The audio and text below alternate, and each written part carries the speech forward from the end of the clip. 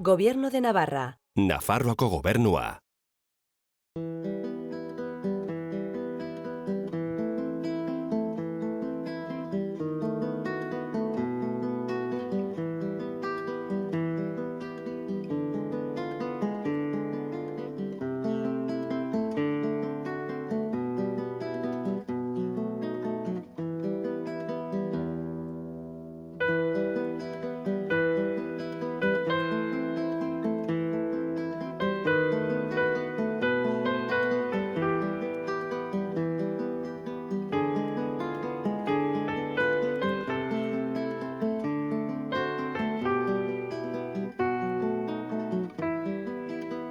Atal honetan, Bigarren Errepublika Nafarroan nola eman zen azalduko da, kasu honetan gizarte egiturez mintzatuko gara. Bigarren Errepublika 1930ean sortu zen. Garai hortan, Nafarroan desoreka handiak aurkitzen genituen gizartean. Alde batetik, gizartearen gehiengoa, katolikoa, kontserbakorra, monarkikoa, baina batez ere behartsua zen.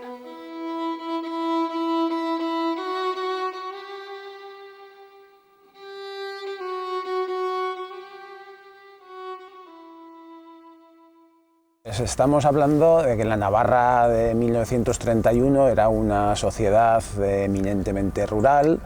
La mayor parte de la gente vivía en el campo y se dedicaba a actividades agropecuarias, y como era, digamos, habitual entonces, era una sociedad muy desigual. Si bien tenemos que establecer una diferenciación regional importante, en líneas generales tenía una estructura socioeconómica muy diferente, digamos, el norte del sur. En el norte sí que había un mayor predominio de lo que sería la pequeña propiedad, y las desigualdades sociales no serían tan sangrantes como en el sur. Era un poco la Navarra que respondía más a ese tópico que utilizaría la derecha navarra en el Parlamento para decir que en Navarra no había un problema de acaparamiento de tierras y no hacía falta reforma agraria y así. Pero luego, en otras zonas de Navarra, fundamentalmente en la ribera y en la zona media oriental, sí que había una serie de unas desigualdades muy grandes. La mayor parte de los campesinos o tenían unas propiedades ínfimas o eran directamente jornaleros sin tierra, y había unos conflictos en torno a la propiedad de la tierra muy importantes, que provenían sobre todo del siglo XIX, de cuando se realizan las privatizaciones de los comunales, aprovechando la ruina de los ayuntamientos, lo que va a dar lugar perdón, a toda una serie de pleitos y conflictos constantes hasta ya el 1936, hasta que la guerra corte todo eso. Es algo que ha investigado muy bien José Miguel Gastón.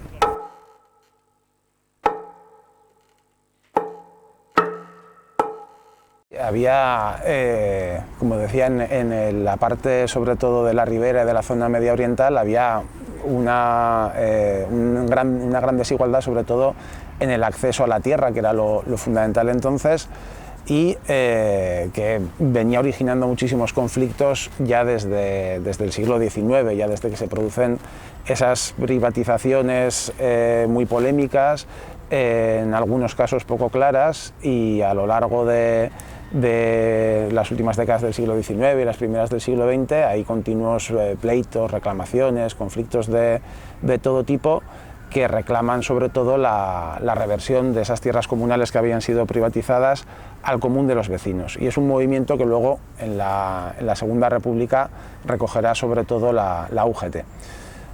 Este tipo de diversidad regional que comento tendría también su relación con la cuestión religiosa, supongo que comentaremos más tarde, porque lo que serían las zonas, digamos, con una mayor conflictividad social, que coincidía también con las zonas con mayor voto a la izquierda republicana durante la República, serían también las zonas en las que la autoridad de la Iglesia estaba empezando a ser más cuestionada.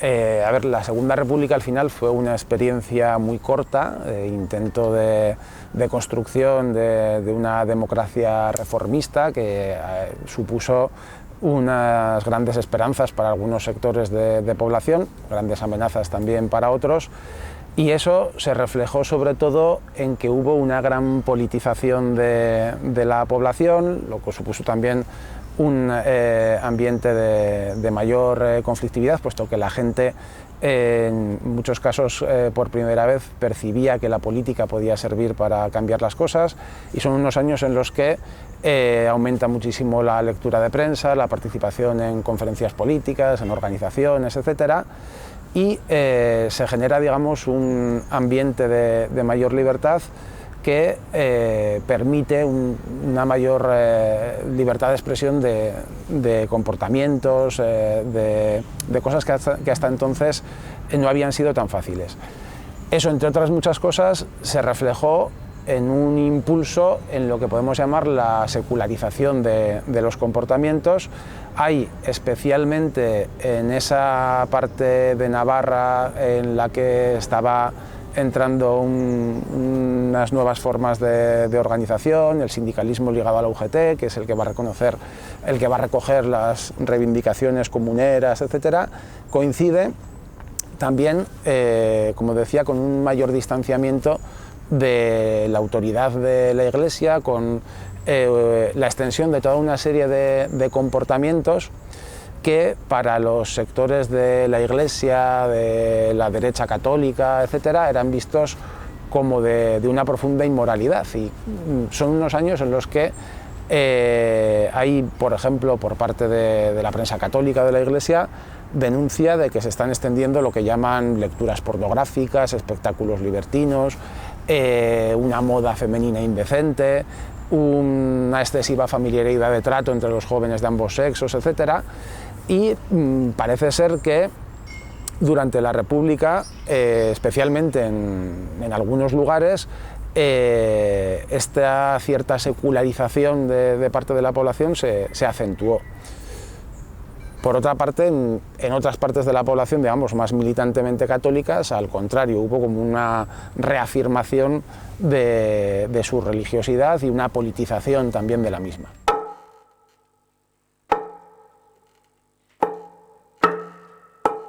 Iruña en esa época es una ciudad, pero todavía es una ciudad bastante pequeña. Todavía incluso hay una parte de la población que sigue viviendo del campo, acaban de derribarse las murallas, una ciudad que está creciendo por el ensanche, y una ciudad también con grandes desigualdades, a lo largo de los años de la República habrá también algunos conflictos laborales, etcétera, importantes. Y en cuanto al poder, pues se hablaba de la existencia de lo que se llamaba el Sanedrín de Pamplona o algo así, que sería un grupo de notables pertenecientes a que dirigían, digamos, las principales empresas de la provincia, pues la Vasconia, el Crédito Navarro, el Irati, la Compañía Navarra de Abonos Químicos, etcétera, etcétera. Pues apellidos famosos como los Uranga, etcétera, y que estaban bastante bien representados a través de lo que era el diario más importante y con diferencia más vendido de la provincia, que era el Diario de Navarra. Y eran en general, digamos, gentes católicas, conservadoras, tradicionalistas, aunque no necesariamente carlistas.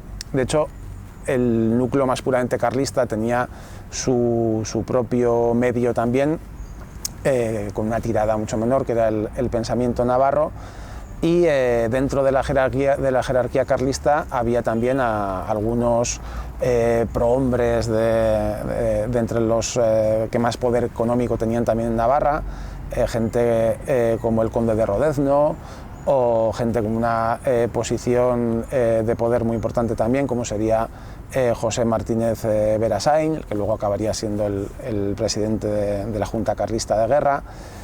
Ese sería un poco los principales representantes de las élites navarras de entonces.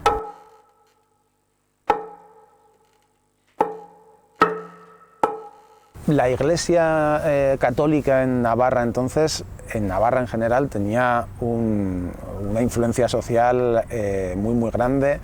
La vida cotidiana estaba jalonada de los ritos, de las fiestas religiosas. había devociones como San Francisco Javier, San Fermín, San Miguel de Aralar, etcétera, que eran en sí mismos referentes de identidad colectiva de muchos navarros. Los sacerdotes eran en muchos casos, en muchos pueblos, casi la única persona con formación. Tenían un control de gran parte de la educación y había sobre todo una gran cantidad de asociaciones católicas de todo tipo, desde cooperativas agrarias hasta asociaciones devocionales, los propios partidos católicos, lo que llamaban la buena prensa católica, etc. Era toda una red que aseguraba un control católico, digamos, de la población muy considerable. Sin embargo, sí que se puede establecer unas diferencias en esa gran influencia de la Iglesia, primero regionales, entre un norte de pequeñas poblaciones, digamos, con menos conflictos que los del sur, donde esa influencia estaba mucho menos cuestionada, unas localidades mayores del sur y además también con cierto conflicto social, donde esa autoridad empieza a ser cuestionada, y luego, en lo que sería la capital, en Pamplona, aunque desde luego la asistencia a las fiestas religiosas, etcétera, era muy masiva y era una ciudad mayormente católica sin duda, hay también una minoría de gentes anticlericales, ya desde principios del siglo XX, que empiezan a cuestionar ese enorme predominio de la Iglesia, y desde el punto de vista del propio clero hay una visión totalmente exagerada de la ciudad como una especie de lugar de perdición. Y ciertamente era un lugar donde ese control tan preciso que ejercía la Iglesia en los lugares pequeños de población, obviamente en una ciudad grande se diluía.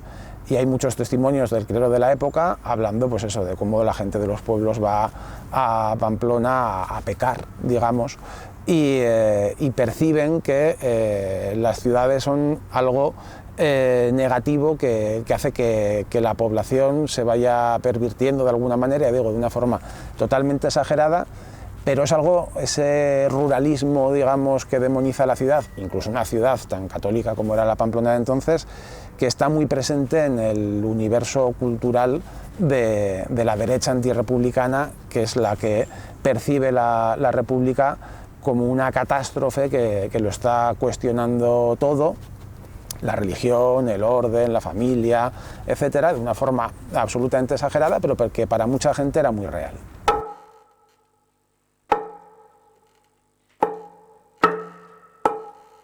Gaur egungo Nafarra eta Bigarren Errepublika garaiaren Nafarra oso ezberdinak ziren. Garai horretan, beraz, 1930ean edo inguruan, Nafarroko langile biztanlearen 75% laboraria zen, baserritarrak ziren, edo baratzetan lan egiten zuten, eta eremu industrialak oso gutxi ziren. Eremu industrian, Iruñerrian, Beran, iparraldean, Galdarategietan, eta bar, Kastejonen eta Altsasun eremu tren eremuak izan zirelako. Eta hor, toki horietan hain zuzen ere, eman zen sindikalisten hazkundea eta lehenengo proposamen politikoak, ez? Beraz, oso toki kokatua, oso toki zehatzak izan ziren hain zuzen ere industrialdeak, eta benetako hazkunde industriala emango zen ja 70. hamarkadan.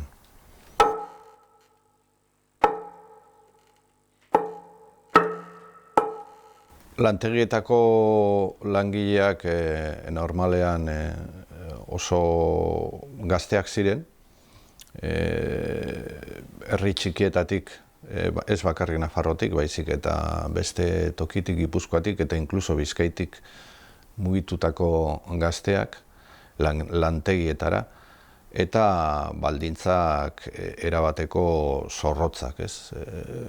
12 orduko lanorduak, eta, bueno, aipatu dudan bezala oso baldintza zorrotzetan, ez? eta laborariak lan egiten zuten.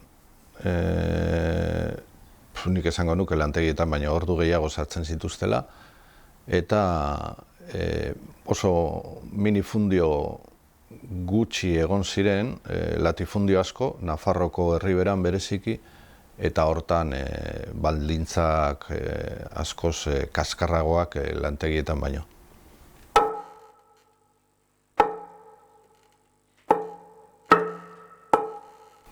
Nafarroan garai horretan aipatu beharko genituzke gutxi gora bera, orokorrean 3 sindikatu nagusien UGT, garai horretan UGTek biltzen zitulako bai komunistak eta bai sozialistak. Nafarroko herriberan ere anarkistek indarra handia izan zuten, izango zuten gainera CNT-ko, Confederación Nacional del Trabajoko idazkari nagusi pare bat Nafarroan sortutakoak, garaian eta ondorengo garaietan, eta 3. sindikatua izango litzake Solidaridad de Trabajos Vascos, gaur egun ELA izenarekin ezagutzen duguna, ez? Hoiek izan zuten, ELAkoek izan zuten bereziki indar gehiago Nafarroko mendialdean, iparraldean, eta laborarien artean bereziki.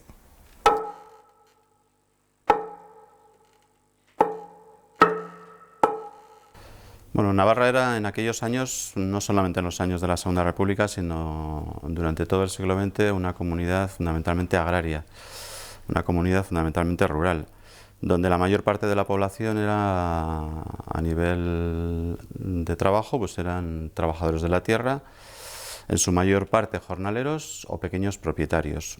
Entonces la situación en Navarra, pues en torno a 1930, aunque como digo podría ser extensible a todo lo que es el primer tercio del siglo XX, pues era una situación socioeconómica muy desigual, con un pequeño sector de grandes propietarios de tierras y un gran sector con muy poca tierra, o que en su mayor parte tenían que compensar o complementar su nivel de ingresos con lo que era el trabajo como jornaleros. Por lo tanto, la situación en Navarra entre 1900 y 1930, que es el marco temporal que hay que desarrollar, pues es una situación muy desigual y desequilibradora.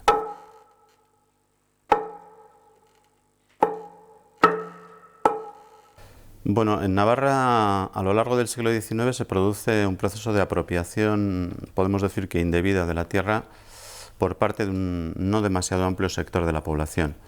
En Navarra, como consecuencia, y en otras partes del territorio español, como consecuencia de todos los conflictos militares, se inicia un proceso de privatización de las tierras comunales. Entonces, en este proceso, durante todo el siglo XIX e incluso en los primeros años del siglo XX, hay un importante sector de la población que se apropia indebidamente de esa tierra. Son lo que conocemos con el nombre de corralizas, que son bienes que pertenecen a los pueblos, que hasta entonces se subastaban y que a partir de ese momento se van a privatizar. Pero no solo corralizas, sino también bienes comunales que se disfrutaban gratuitamente por parte de los vecinos.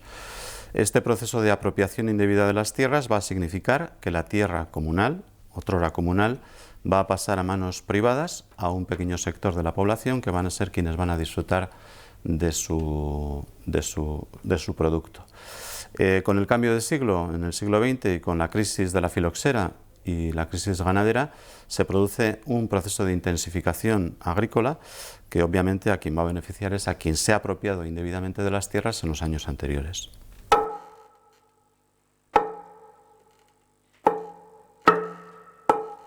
Bueno, la distribución de la tierra en Navarra en torno a 1930 estaba capitalizada fundamentalmente por pequeños propietarios en la zona media, y en la zona de la ribera existían grandes señores, grandes corraliceros que habían adquirido diferentes tierras, diferentes bienes comunales. Estos bienes comunales habían sido roturados a comienzo de siglo y se transformó lo que es su explotación ganadera por una explotación agrícola.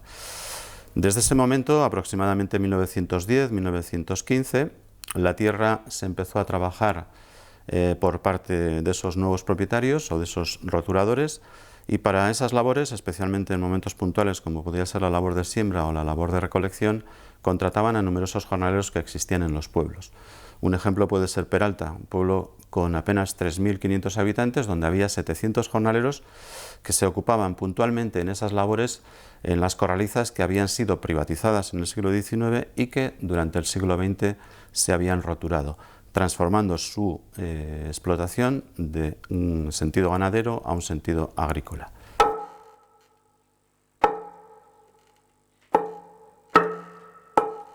Bueno, la cuestión agraria comienza no solo durante la Segunda República, sino que tendríamos que irnos como poco a los años 10 del siglo XX. Fruto de la crisis agraria que se produjo en Navarra y en el resto del territorio español a finales del siglo XIX, se produce una transformación de los usos ganaderos en agrícolas y a partir de ese momento la tierra cobra mayor protagonismo. A partir de 1910 surge en Navarra lo que se conoce con el nombre de movimiento comunero, que es un conjunto de jornaleros, de pequeños propietarios que se van uniendo en los diferentes pueblos para intentar pedir, para intentar ocupar incluso aquellas tierras que habían sido comunales durante los años anteriores, durante las décadas anteriores, y que a partir de ese momento, con un uso agrícola adecuado, podrían ser el sustento para sus familias. El movimiento comunero es un movimiento muy intenso, que pretende la recuperación de las corralizas que habían sido privatizadas y también de los bienes comunales que habían sido usurpados indebidamente y que durante los años 10 y 20 en Navarra pues van a adquirir un especial protagonismo. A partir de la dictadura de Primo de Rivera, este movimiento comunero se va a amortiguar y este movimiento comunero se va a reproducir a partir de 1931 con la implantación de la Segunda República. A partir de ese momento, el movimiento comunero se organiza, se transforma, deja de ser espontáneo como era hasta entonces y a partir de ese momento va nutriendo lo que son las organizaciones sindicales y políticas como la UGT, como la CNT o los diferentes centros republicanos que van surgiendo en los pueblos de la mitad sur y de la zona media de Navarra.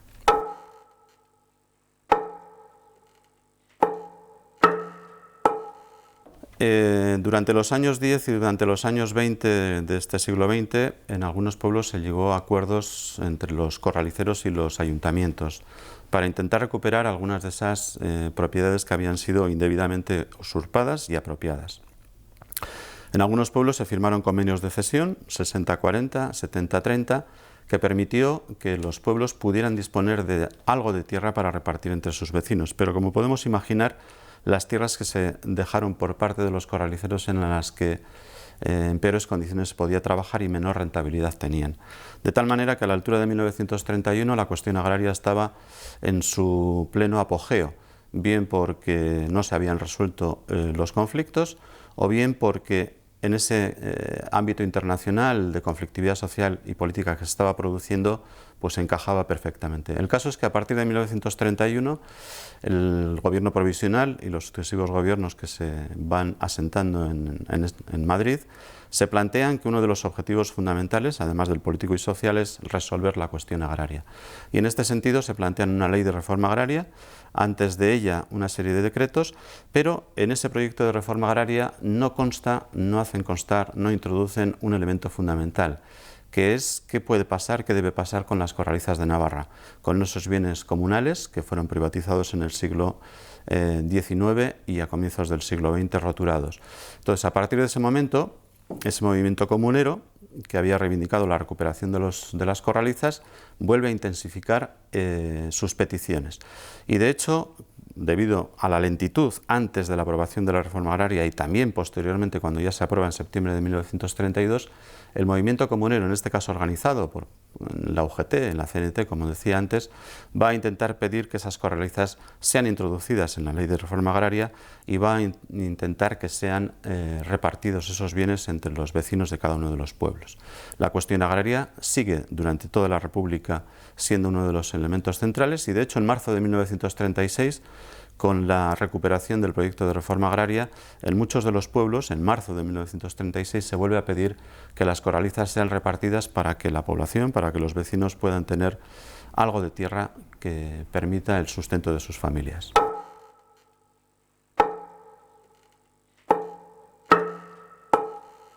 Bueno, la reforma agraria en principio no se puso en marcha prácticamente en ninguno de sus aspectos.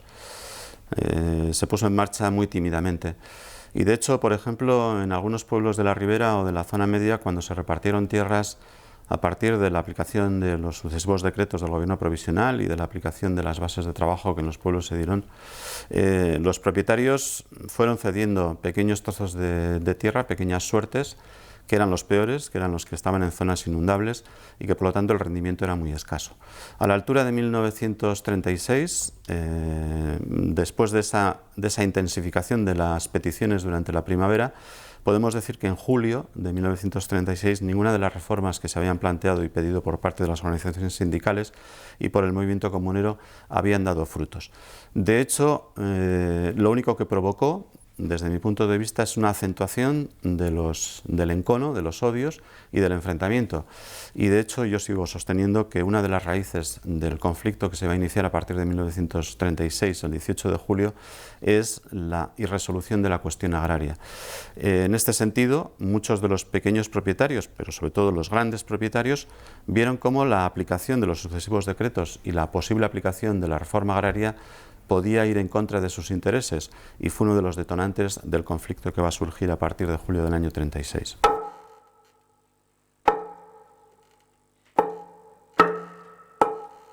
Mendialdeko gizartearen egoera gaur egungo egoerarekin konparatuko bagenu, nik uste dut alde handia zegoela, ez? Alde batetik familia ugariak, normalean, familia ugariak, alokairuan edo baserrietan edo beste etxetan, normalean, eta horrek lan egiteko baratzetan eta sale haietan batentzako edo bientzako, orduan migrazio handia egoten zen.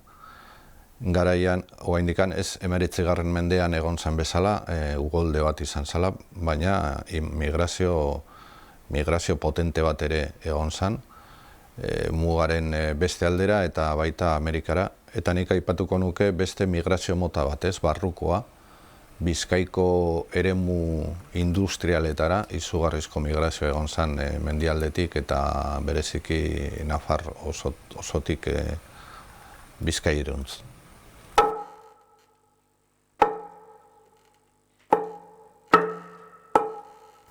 Mendialdean, nik usten dut Nafarroko iparraldean industriarik potentena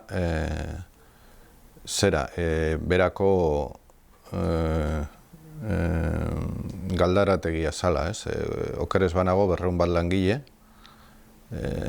industriarik potentena izan zitekela, eta gero, ez dakit, tailer txiki asko, eta horrekin ere nolabaiteko grina politikoa horrekin batera sortu zala, ez?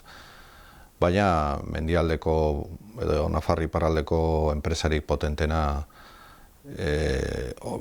berakoa izan ziteken. Gero erdialdean edo Sakanan nik aipatuko nuke Olastiko porlanaren inguruan biltzen ziren enpresak, eta gero trenarekin eta trenbidekin lotutakoak, Altsasun eta bar.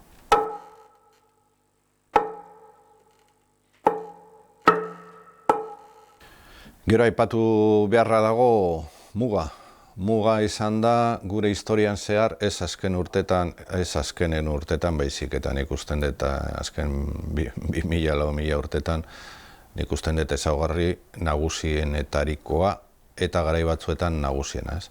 Eta bereziki frankismoaren garaian miseria larria zegoenean eta kontrabandoa egiteko parada izugarria izan dela, ez? Mugako ia herri guztiek bizirik egon dira hain zuzen ere kontrabandoa pilpilean zegolako.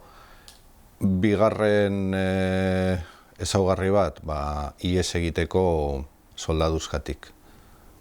Ez da txantxa bat, zen eta guk gaur egun ditugun datuen arabera urtero ihes egiten zuten 700-800 bat euskaldun, horietako gehienak nafarrak, beraz kopuru nahiko handia zen eta mugatik, ez muga ezaguna zalako, eta orduan arazorik gabe iparraldera edo frantzialdera ihes egiten zuten.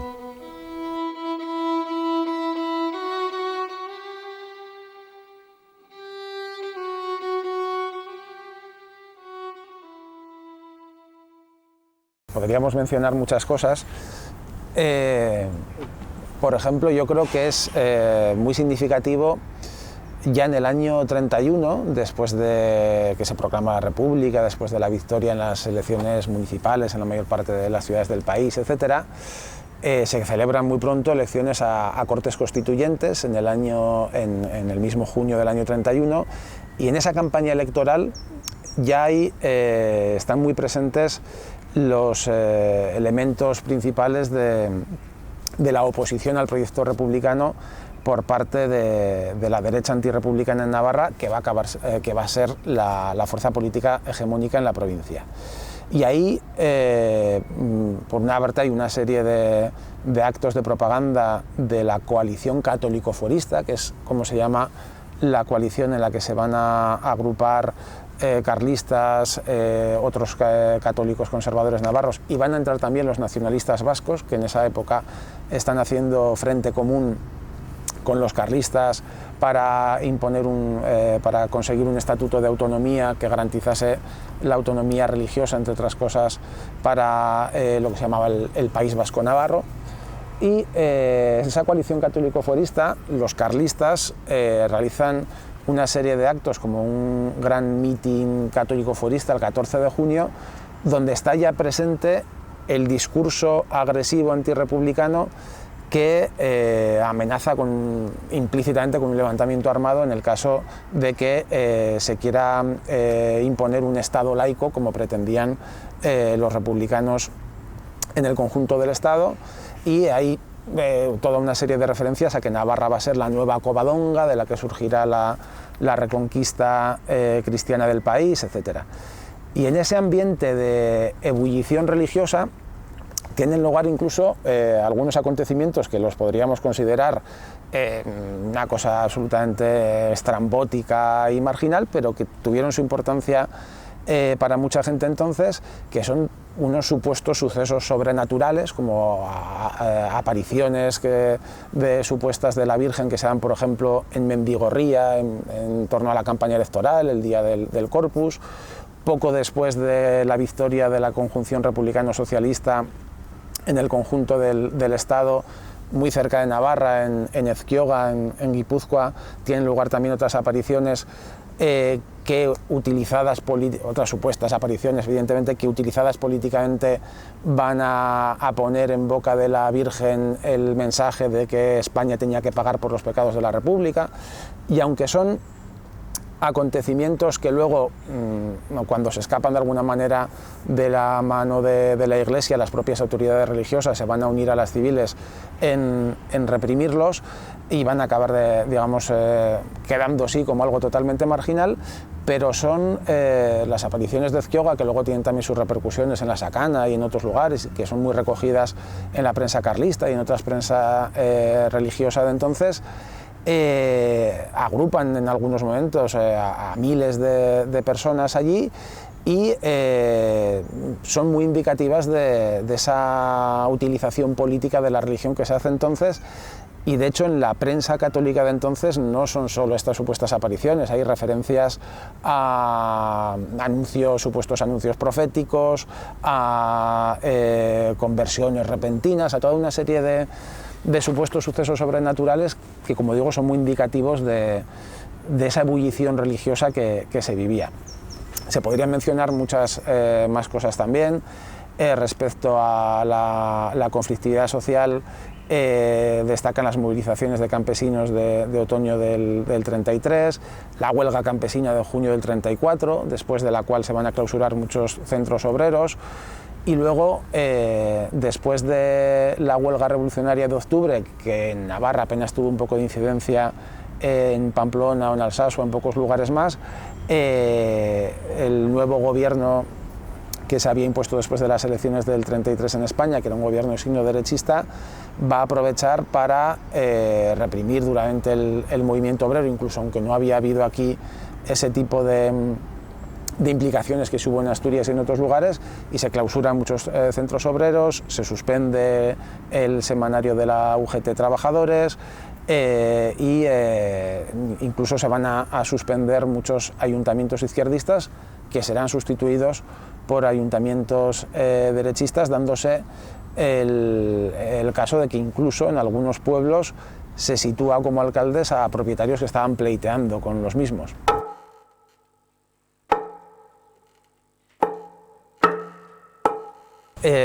Los principales logros siempre se dice que se dieron en el terreno educativo, teniendo en cuenta que estamos hablando de un régimen que apenas dura 5 años y con un contexto muy problemático. Pero sí que, así como en otras reformas como la reforma agraria quedó más limitada en la práctica, sí que lo que será el impulso de una educación pública, que era sobre todo para el movimiento obrero de entonces una de las reivindicaciones principales, porque entendían que acabar con el analfabetismo, que era un analfabetismo enorme el que había entonces en Navarra, por ejemplo, y eso que estaba por debajo de la media nacional, había casi un 20% de población analfabeta. Para la izquierda, el movimiento obrero de entonces, se consideraba que el dar un mínimo de instrucción a la población era un requisito indispensable para conseguir su emancipación, su liberación. Y en ese sentido la República aumentó el presupuesto educativo, puso en marcha la construcción de escuelas, creo que son unas 200 escuelas que se construyen en Navarra, bibliotecas públicas, creo que en Navarra son unas 80, aumentó el número de maestros, se mejoró su formación. Se impuso la coeducación, es decir, las escuelas que hasta entonces habían tenido niños y niñas separados pasaron a juntar niños y niñas. Hubo toda una serie de logros importantes en el terreno educativo. Si bien lo que son el conjunto de los logros de la República son obviamente muy limitados porque se le dejó muy poco tiempo. La República tuvo que actuar en un contexto muy problemático, los años 30 son de los años más problemáticos en toda la historia europea. Hay una crisis económica internacional brutal que va a limitar mucho el gasto público, que va a hacer que muchos inmigrantes que se habían ido fuera vuelvan, con lo que se agrava el problema del paro. Hay una crisis política internacional con el auge de las dictaduras fascistas, etcétera, que también va a radicalizar mucho las posturas y va a hacer que haya un ambiente de conflictividad muy importante, y sobre todo lo que más le faltó a las reformas republicanas fue tiempo, porque básicamente sí que hay un par de años, los 2 años del primer bienio del 31 al 33, en los que hay cierta estabilidad relativamente y se pueden poner en marcha una serie de reformas, pero en el año 33 hay un adelanto electoral que va a llevar a la victoria de la derecha que se oponía a las reformas. Esta se paraliza en un par de años, y cuando se vuelvan a poner en marcha después de la victoria del Frente Popular en febrero del 36, enseguida los sectores que se oponían a ellas ya van a dar el golpe de Estado que va a dar inicio a la guerra civil, y se acaba todo.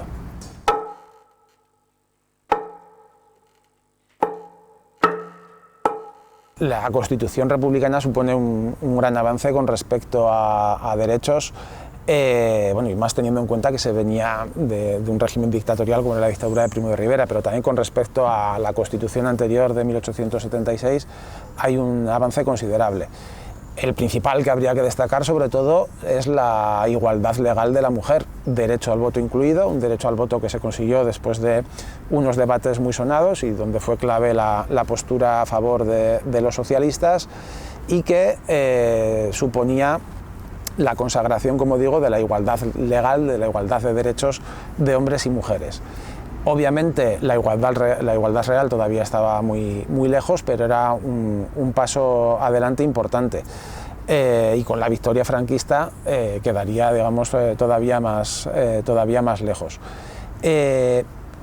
Lo que supone esa igualdad real en un contexto de gran politización, etcétera, como era el de entonces, va a suponer el salto de la mujer desde lo que era la reclusión en la vida privada del hogar a la vida pública. Y hay muchas mujeres que toman parte en actividades políticas. Entre las navarras, por ejemplo, se puede destacar la figura de la socialista Julia Álvarez, maestra de Villafranca, que acabaría siendo la primera mujer gobernadora civil en España ya durante la guerra. Y aunque como todo lo demás se va a cortar muy pronto, porque la experiencia republicana va a acabar siendo una experiencia breve que frustraron muy pronto, pero esos avances hacia la igualdad de la mujer yo creo que son los más significativos. Hay otros avances sociales notables, como la aprobación del divorcio, por ejemplo. Y luego otro avance considerable creo que es el reconocimiento de la negociación colectiva de las condiciones laborales, que tuvo como consecuencia una mejora notable de las condiciones laborales de los trabajadores, especialmente en el primer bienio, y que en algunos lugares en el campo suponen casi un vuelco en las relaciones de poder. Hay a lo largo de la República toda una serie de avances que tienen como elemento común principal una población movilizada que entiende que ahora la política puede servir para mejorar su situación y que se va a lanzar a conseguirlo.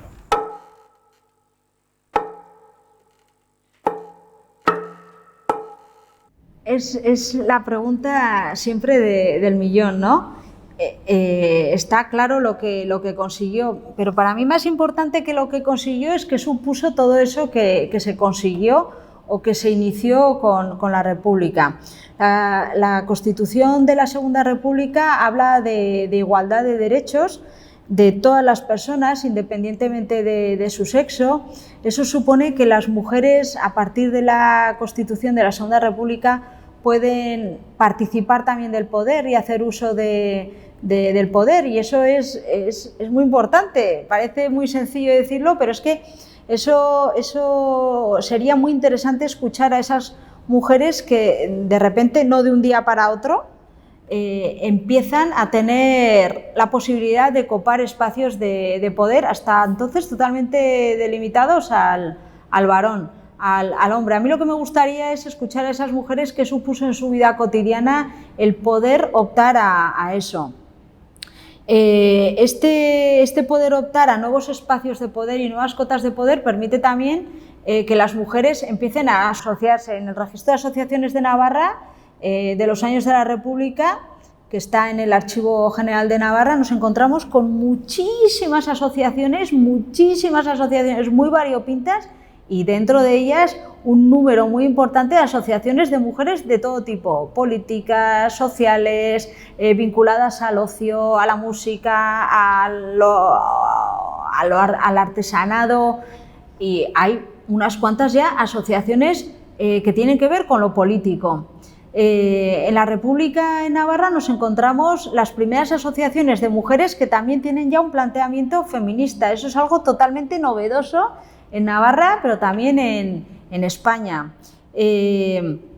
Empiezan a aparecer mujeres que se asocian para defender sus derechos también en la prensa. Aparecen primeras mujeres gerentes en industrias de Navarra, gerentes, unas cuantas, en industrias conserveras, en industrias textiles, mujeres que concursan incluso ya antes de la República para fabricar textil del ejército francés durante la Primera Guerra Mundial. La República aporta novedades legales, novedades sociales, novedades también económicas, novedades de espacios para las mujeres.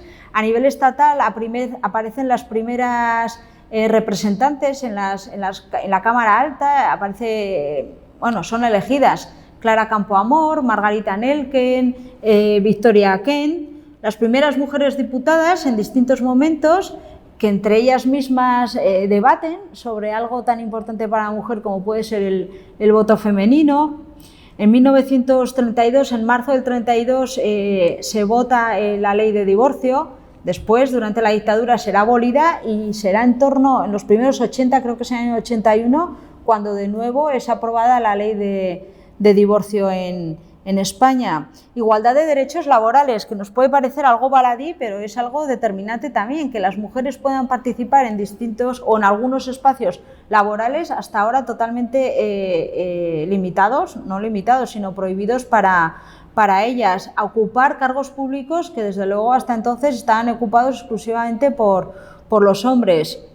El tema de la educación y la alfabetización de las mujeres, importantísimo. Hasta entonces el porcentaje de alfabetas en España, también alfabetos en España, era muy pequeño, pero por debajo del número de alfabetos hombres estaba el de mujeres. El número de alfabetos en España con el que se topó la República fue elevadísimo. De hecho, la reforma educativa y la reforma agraria fueron los dos grandes puntos de debate y de trabajo de la Segunda República. Y dentro de ese ambiente de analfabetismo que había en España, la alfabetización de las mujeres pues fue un objetivo importante y un logro todavía mayor, la alfabetización y la escolarización también.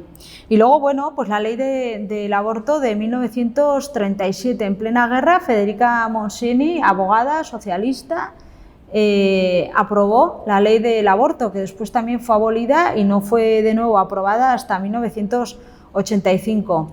Los logros de la República, por lo menos redactados en el papel, fueron muchos. La vida de la República fue tan breve que el llevar a la práctica todo eso pues fue algo pues también muy breve, muy pequeño. ¿Qué hubiera sido de las mujeres si la República hubiera tenido más tiempo de vida? Eso es lo que a mí me hubiera gustado saber, qué hubiera pasado con eso. Sabemos lo que pasó con los hombres, pero no sabemos lo que pasó con las mujeres, y es como el comienzo de una bonita historia, yo creo.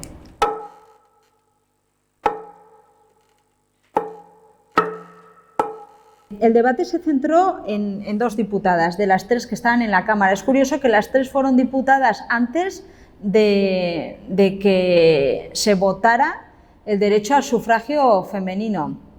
Incluso Margarita Nelken ni siquiera pudo votar el voto de las mujeres porque todavía no era diputada.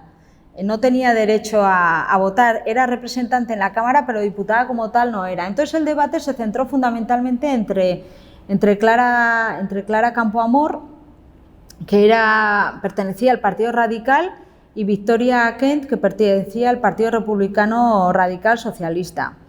Clara Campoamor tenía muy claro que ella, antes de ser mujer, era ciudadana y como tal demandaba el derecho de las mujeres.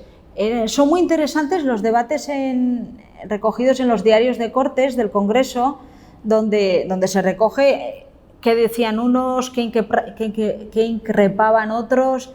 Es muy interesante porque se ve ahí muy claro el posicionamiento incluso de los propios partidos socialistas o republicanos radicales con el tema de las mujeres. Para nada era algo que les interesara, sino que era algo que podía ser necesario en un momento dado para obtener votos, nada más. Clara Campoamor increpaba incluso a los miembros de su partido y les decía: tenéis ese derecho que os ha dado la ley, la propia ley que hicisteis vosotros, los hombres, les estaba diciendo, la ley que habéis redactado vosotros, los hombres, pero no tenéis el derecho fundamental que se basa en el respeto a todo ser humano. Y como no tenéis ese derecho fundamental, no permitís ni queréis permitir que las mujeres se manifiesten públicamente y manifiesten su posicionamiento respecto al voto. Y de hecho, el día que las mujeres puedan posicionarse, entonces veréis que el poder que tenéis dejaréis de detentarlo. Eso decía Clara Campoamor a sus compañeros de partido y al resto de representantes en las Cortes. Las mujeres, ella defendía que las mujeres ya habían demostrado, obreras, maestras, estudiantes, que habían luchado por la República, habían luchado sin ningún tipo de tapujos, sin ningún tipo de influencia por parte de los hombres y que podían y eran responsables para poder ejercer el voto con total libertad. Sin embargo, la otra diputada, Victoria Kent, opinaba que no, opinaba que las mujeres españolas no estaban suficientemente maduras para votar, que la influencia de la Iglesia y de sus maridos era todavía tan importante que habría que esperar un tiempo a que la República tuviera más vida y que las propias mujeres demostraran que eran capaces en la República de vivir y de posicionarse para que éstas pudieran votar. Ya no era un derecho de ciudadanía lo que proponía Victoria Kent, era algo consecuencia que podría darse o no. Victoria Kent, como Margarita Nelken, no confiaban en las mujeres como ciudadanas en ese momento, ni siquiera como ciudadanas pensantes. Por otro lado, es un discurso que igual ahora nos puede llamar la atención, pero también es un discurso típico de la época. Cuando se habla de todas las teorías biologicistas de esa época, del tamaño del cerebro inferior de las mujeres, de todas las teorías de la eugenesia, estaban muy de moda en el mundo entonces y en las primeras décadas del siglo llegaron también a España. Entonces, bueno, Margarita y Victoria están un poco más en esa línea. Clara Campoamor estaba en otro nivel y tenía muy claro que el ser ciudadano estaba por encima de ser mujer y eso era lo que quería ella proponer para que el sufragio se llevara a cabo y el sufragio al final se dio y se obtuvo.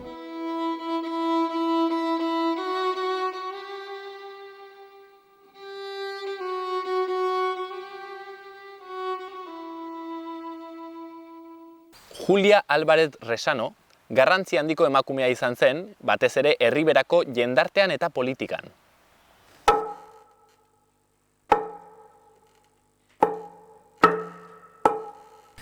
Julia Álvarez Resano para mí es, creo que no me excedo al decirlo, una de las políticas navarras más importantes de su época, de todo el primer tercio del siglo XX. Julia Álvarez nace en Villafranca en 1903, es profesora y abogada en un tiempo en que la mujer pues prácticamente no tenía acceso a esos puestos de trabajo. Hay que pensar que Villafranca tenía un 48% de analfabetismo entonces, 200 parados, 3.000 habitantes y era un pueblo con muy poco desarrollo cultural en el que nace Julia Álvarez y se desarrolla. Su familia les llamaban los preseros porque su padre vivía junto al río Aragón en una casa en el que se encargaba de controlar todo el riego del río Aragón y en un ambiente en que había muchísima política de derechas en su pueblo. Ella va tomando contacto con las izquierdas y después de estudiar, como he dicho, Magisterio y Derecho entre 1918 y 1929, empieza a trabajar ya en su propio pueblo, en Villafranca y en Murchante, una localidad muy cercana de aquí de Tudela, como profesora. Entra en el Partido Radical Socialista en primer término, pero muy pronto se pasa y forma el Partido Socialista en Villafranca, que llega a tener hasta 500 afiliados. Fue el partido, después de Pamplona, con más afiliados del Partido Socialista de toda Navarra. Y sin duda la figura y el tirón que tenía esta mujer era muy importante. Julia Álvarez comienza en los primeros años de la República a dar muchos mítines en la Ribera, se presenta en el año 33, pero no consigue el acta de diputado ni por Navarra ni por Guipúzcoa, que es por donde se presenta, y en el año 36 consigue el acta de diputado por la provincia de Madrid, ya que en el año 34 había marchado hasta Madrid, convirtiéndose en abogada de la Federación Española de Trabajadores de la Tierra, de UGT. Allí, con su marido, también diputado del Partido Socialista, les llamaban los Reyes Católicos en el Congreso porque siempre iban de la mano. Tiene tal importancia que da el mitin de victoria del Frente Popular en Madrid el 8 de marzo del 36 junto a la Pasionaria y entra en política bastante repudiada por las derechas, bastante atacada por las derechas porque solía cortar bastante las intervenciones de los diputados de la CEDA. Comienza la Guerra Civil y ahí digamos que su trayectoria política también se dispara. En el año 37 pasa a ser la primera mujer de la historia de España en convertirse en gobernadora civil, lo hace por Ciudad Real y está un año, ya que poco después su marido, que había ido al frente, aunque era diputado, había estado en el frente, muere por enfermedad en el 38 en Gerona. aparte de ser la primera mujer gobernadora civil, también es la primera mujer, quizá eso no se destaca tanto, la primera mujer en ser magistrada, y lo hace por el Tribunal de Espionaje en Barcelona en el año 38. Finalmente abandonará el país prácticamente en el último barco que sale de España. Creo, no he conseguido encontrar ninguna lista en que salga, pero yo creo que lo hace en el Marítime hacia el 28 de marzo, con los últimos barcos que salían. Llega a Francia, llega a Marsella y permanece en Francia hasta el año 47, para después marchar a México, donde muere en mayo de 1948.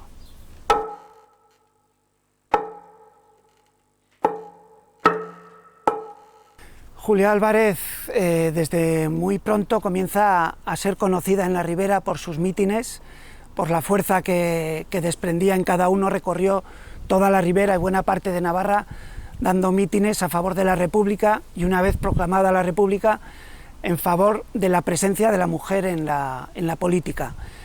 Tiene tal relevancia su figura que en solo 2 años, en el año 32, el Partido Socialista le hace un homenaje en su propio pueblo, el 25 de septiembre del año 32, al que acuden unas 7.000 personas de toda Navarra, y en este homenaje están presentes Ricardo Zabalza, Tiburcio Osácar, 2 de los personajes más importantes del socialismo navarro, y estaba invitada también Margarita Nelken, pero a última hora no puede acudir. En el homenaje le regalan el libro El Capital de Carlos Marx, y sus alumnas de Villafranca le regalan un ramo de flores. Es un homenaje, digamos, pequeño, pero que refleja muy bien la relevancia de esta mujer y el tirón que tenía entre las clases populares.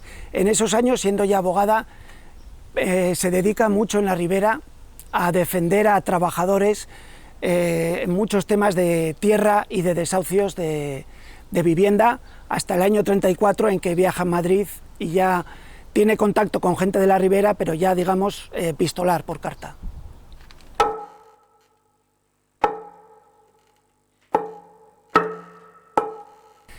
En el año 34, Julia Álvarez marcha a Madrid por varios motivos. En primer lugar, porque en la casa que vivían de alquiler les presionan para tener que huir, incluso les denuncian por falta de pago.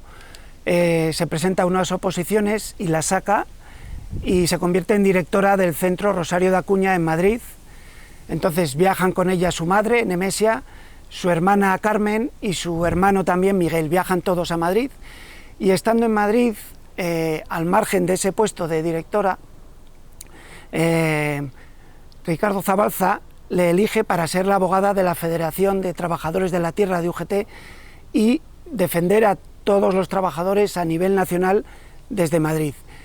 Ese puesto tiene especial relevancia en ese año, porque es en octubre de ese año cuando se produce la revolución.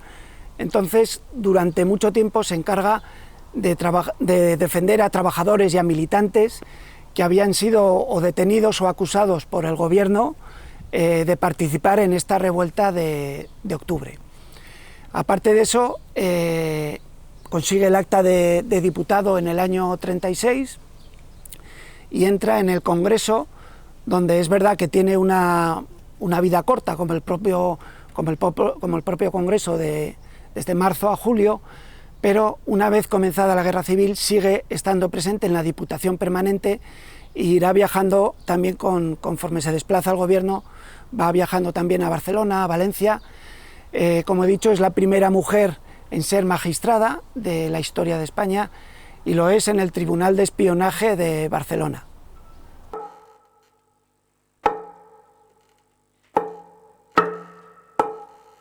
Ricardo Zabalza es una de las figuras más emblemáticas en el Partido Socialista Navarro, pues a la misma altura que Manuel de Irujo de otros partidos, pero dentro del Partido Socialista Ricardo Zabalza fue una figura emblemática, y en la carrera de Julia Álvarez fue determinante en 3 momentos quizás de los más importantes de la carrera de Julia Álvarez.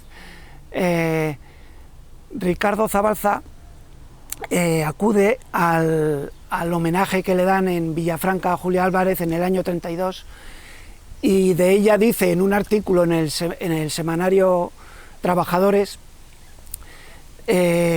cuando Navarra sea socialista, lo dice con otras palabras, pero más o menos resumiendo, cuando Navarra sea socialista dentro de unos años, habrá que destacar la labor heroica de figuras como la de Julia Álvarez. Eso sucede en el año 32, pero hasta entonces, junto con Tiburcio Sácar, habían recorrido buena parte de la ribera dando mítines, pues Tudela, Murchante, Corella, Cascante, yo creo que recorren todas las localidades. En el año 34, Ricardo Zabalza es denunciado por un artículo que había publicado, le denuncian por exaltación, por incitar a la rebelión. Julia Álvarez es la abogada que le defenderá y conseguirá que salga absuelto de ese delito en el año 34. Quizás por esa conexión y por ese caso, cuando viaja a Madrid Julia Álvarez, Ricardo Zabalza le encarga que sea la abogada de la Federación de Trabajadores de la Tierra de UGT, y la última relación que tienen de estar en el mismo sitio, yo no sé ni si se llegarían a encontrar, en Alicante, en finales de marzo, Julia Álvarez consigue coger un barco para salir del país y viajar hasta Francia, huyendo de las tropas nacionales, pero Ricardo Zabalza se queda en Alicante, será hecho preso y finalmente será fusilado.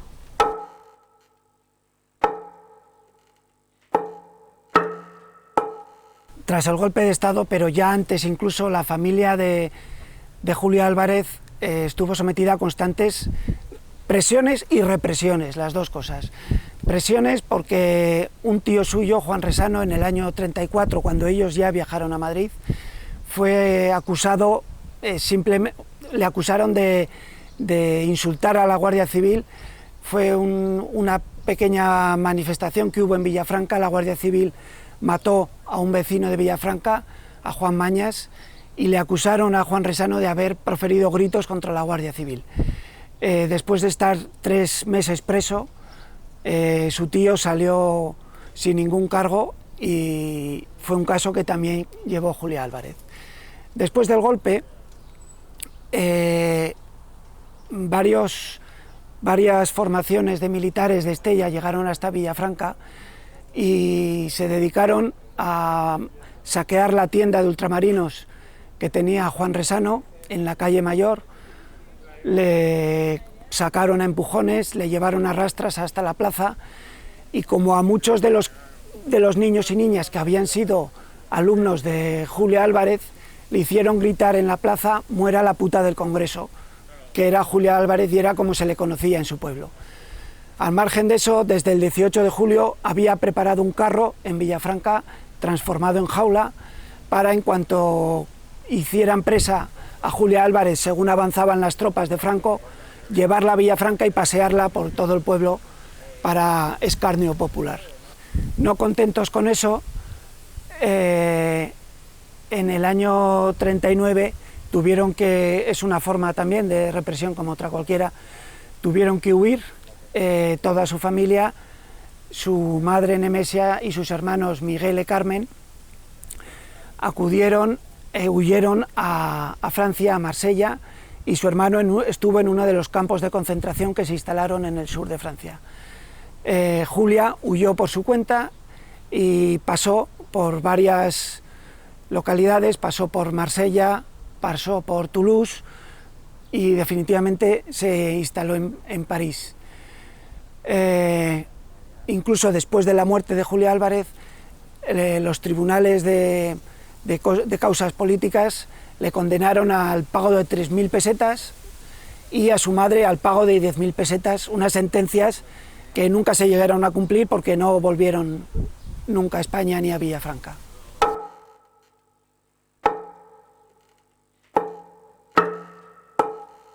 Una vez que salió del puerto de Alicante, Julia Álvarez tomó tierra en Francia, en Marsella, y fue pasando por distintos lugares. Después de Marsella pasó a Toulouse, donde asistió a varios congresos del Partido Socialista, y finalmente recaló en un barrio de París, en Clichy, donde fue la última localización que se le conoce antes de volver a huir en el año 45, después de ser expulsada del Partido Socialista por el sector de Prieto. Ella era del sector negrinista, y en el año 45 salta a México, y a partir de ahí, ese año que vivió en México, vivió en la capital, en Ciudad de México, donde su madre y su hermana ya llevaban 5 años viviendo.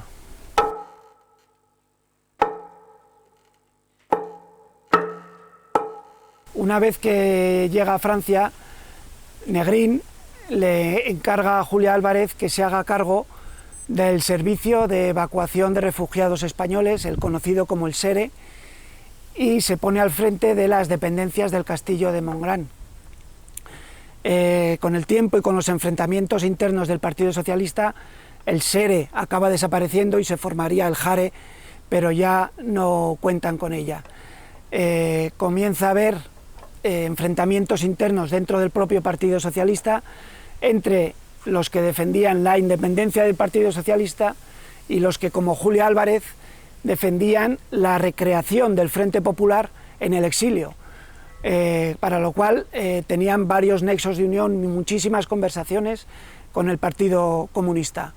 Tuvo relación en Francia con el navarro Jesús Monzón, del Partido Comunista, con el que ayudó a crear la Unión Nacional Española, la conocida como UNE, que llevó a cabo el intento de reconquista, por decirlo de alguna manera, de reconquista de España a través del Valle de Arán en el año 44.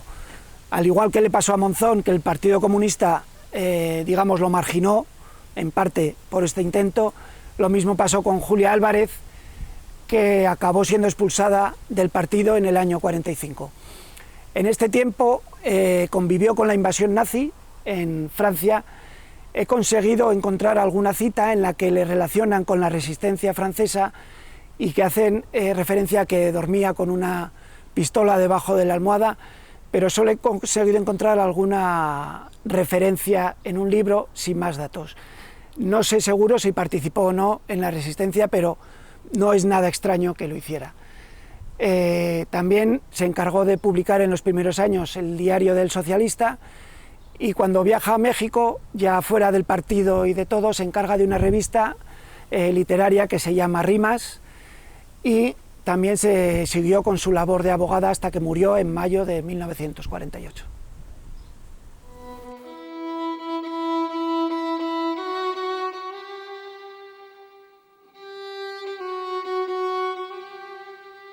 Bueno, este periodo de aprendizaje democrático que fue la Segunda República inició un proceso, digamos, también o impulsó un proceso de modernización social que venía ya de atrás, que hizo que las estructuras sociales se fueran volviendo menos rígidas, y que, ligado a la aspiración de democracia y a la aspiración de justicia social, etcétera, dio impulso también al proceso de secularización, que en Navarra fue muy polémico, de separación de la Iglesia y del Estado, y a la vez que la población se organizaba para mejorar su situación material, también antiguos poderes, como era el poder de la Iglesia, se veían cuestionados y se ponían, digamos, a la defensiva junto a otros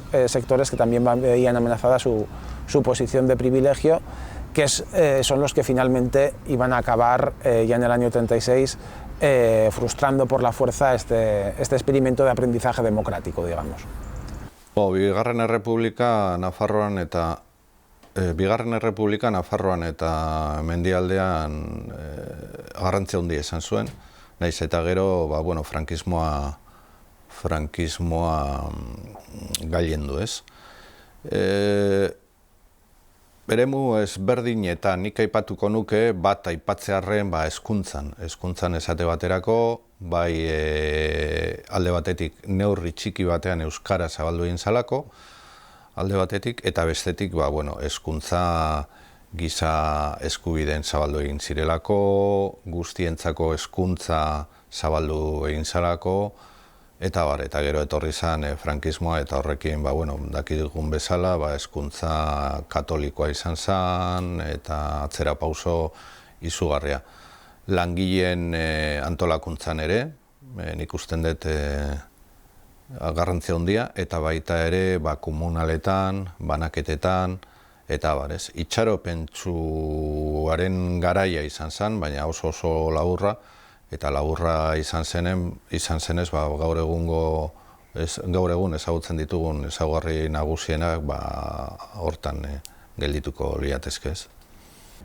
Yo también como ciudadana lo que veo es que lo que siento es que cuando hablamos de cosas de mujeres, el plural parece que nos da unicidad a todas. Y cada una somos mujer en esencia, diferentes unas de otras, y eso es lo que creo que nos aporta riqueza también a cada una de nosotras. El plural yo creo que diluye lo peculiar que tenemos cada una de nosotras. Y creo que eso también es lo que se vio en aquel debate de las Cortes de la República, cuando se decidía si las mujeres tenían que tener el derecho o no a votar. Un debate en el que se veían discursos diferentes y además muy contundentes. Clara Campoamor lo tenía muy claro porque creía que las mujeres tenían que votar, las mujeres habían defendido la República tanto o más que los hombres y como tal tenían también que poder ejercer su derecho al voto. Pero mujeres también formadas, que habían llegado también elegidas en las Cortes, opinaban diferente. El posicionamiento de la sociedad también fue muy diferente.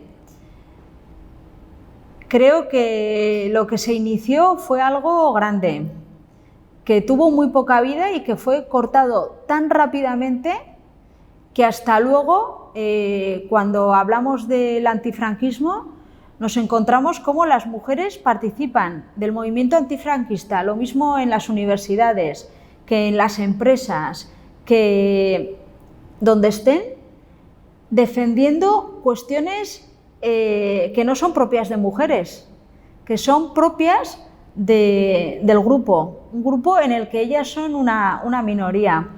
Entonces ahí es donde yo veo que esa poca vida que tuvo el debate en torno al voto femenino, pero no solo al voto femenino, sino a la igualdad de derechos de las mujeres en la República. No hubo tiempo de educar ni a las mujeres ni a la población en general en todo lo que supuso aquel discurso de libertad y de igualdad. No hubo tiempo, y como no hubo tiempo, no caló. Y como no caló, esas mujeres de los años 70 que están participando en el movimiento antifranquista participan con un discurso y con unas necesidades que no son de mujeres. De hecho, luego les preguntamos, ¿y tú como mujer cómo te posicionaste en esa huelga en Potasas? ¿O tú como mujer cómo participabas en los debates en la ORT? ¿O tú como mujer cómo...? Entonces, como mujer, esa pregunta les sorprende, porque eso vino ya después. La reflexión desde el feminismo fue ya posterior. Por eso creo que lo que se inició fue algo grande, fue bonito, pero la poca vida que tuvo lo cortó, y lo cortó también demasiado tiempo. Aldaketa garaia bezala, Bigarren Errepublika itxaropenarako garaia izan zen, baina tentsio batzuk sortu ziren logikoa den bezala. Zegoen borroka batzuk lur jabetzaren inguruan, langileen egoeraren inguruan, eta gizarte demokratizazio prozesuaren inguruan. Orduan, logikoa da, tentsioak egitea, baina horrek inolaz ere ez du justifikatzen kolpe militar bat.